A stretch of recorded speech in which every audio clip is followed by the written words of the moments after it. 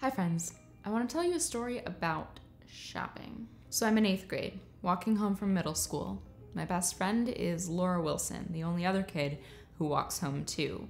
But we split off around Regent Street, I turn left to go home, she keeps going straight until she hits Kendall Avenue. Over the past couple of years, she's been getting too cool for me, but we still have our walks where we talk about our classmates and our families and sometimes, but very, very occasionally, boys. My best Bechdel friend. Together we have a computer game where we create these little characters and solve science and math problems to earn them new outfits.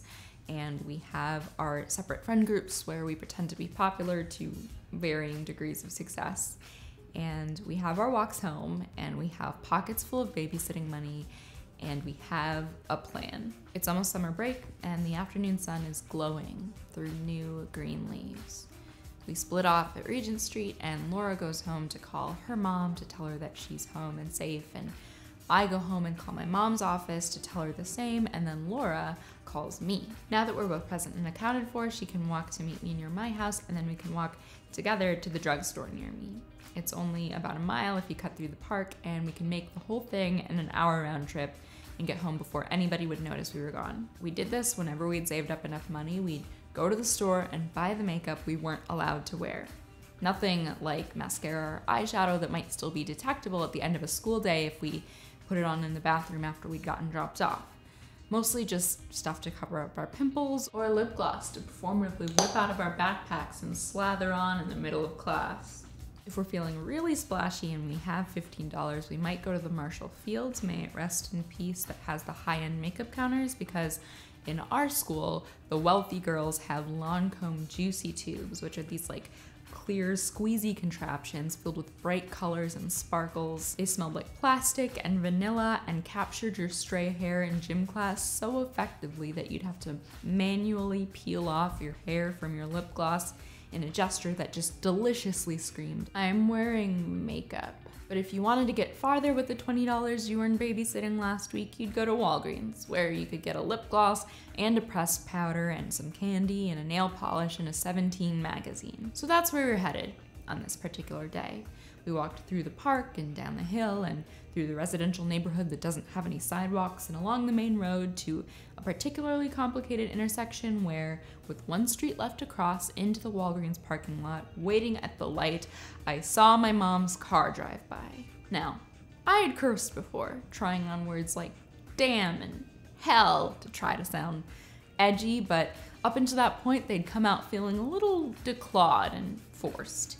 But in that moment, when I saw that license plate on the back of the green Honda Civic, I said for the first time and with all sincerity, "Oh, fuck."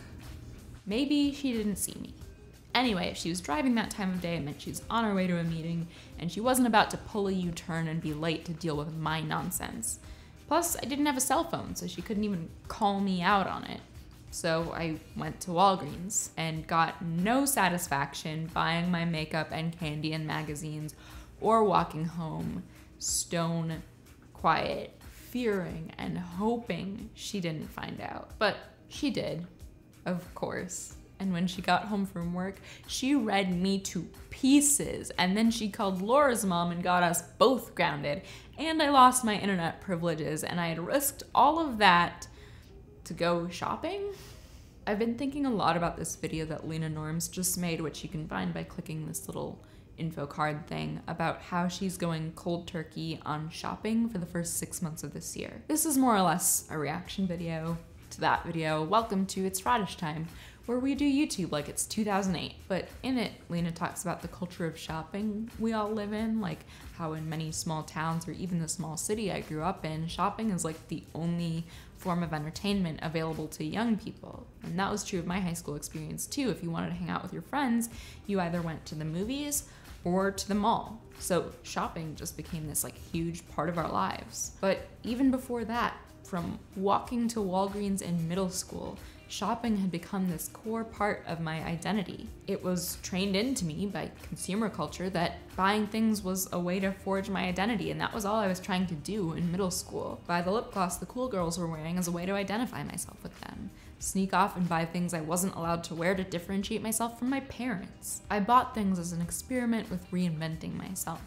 Clothes and makeup and later IKEA furniture and Urban Outfitters throw pillows were all a conduit to having some authorship over my own identity. And that isn't inherently bad. Like, deciding who we are and how we want to signal that to other people is part of being a person. But there are a lot of ways to do that, and I just don't like that the main way that I do it is to shop. Which also leads to this idea of wanting to want things that Lena talks about. I don't really go to stores in person that often because I find the act of shopping tiresome and I don't like being confronted with my own consumerism, but if between working I take a 5 or 10 minute browse through Reformation's new arrivals page or check on my Sephora cart, it doesn't feel draining of my entire soul in the same way that like getting on the train and walking around Soho does. I can just poke around my usual stable of e-commerce sites and see if there's anything new on there that the other people on the 2 train would read as hip feminist queer who's good at her job and probably a witch. I get antsy when my email folder of shipping notifications is empty. Like, what now? There's no presents on the way that are gonna make my life better or make me more of who I am. Which is all to say that I don't like how much shopping has become part of my identity. Like, I used to make videos on here time to time about minimalism, which I guess is when not shopping is part of your identity. But I know I've gotten away from that mindset, and I know that I spend more time in my life than I like looking for things to want. I don't think I'm ready to go cold turkey on shopping like Lena's doing, but I'm definitely becoming a lot more critical of my consumerism, and I think like most major life decisions, it'll just nag me for a few months before I finally do it. And I know that I want to find more interesting ways of defining who I am, like the words that I write, or the work that I do, or the kindness with which I hope I treat people. And none of that requires a particular brand of lip gloss to achieve. So tell me in comments, how do you feel about your own shopping behavior? How does it play into your identity? And in what ways do you telegraph your identity without it? If you like this video, please share it with someone who you think might like it. You can also show your support by subscribing to my channel or becoming a Patreon patron. I'll see you soon. Bye.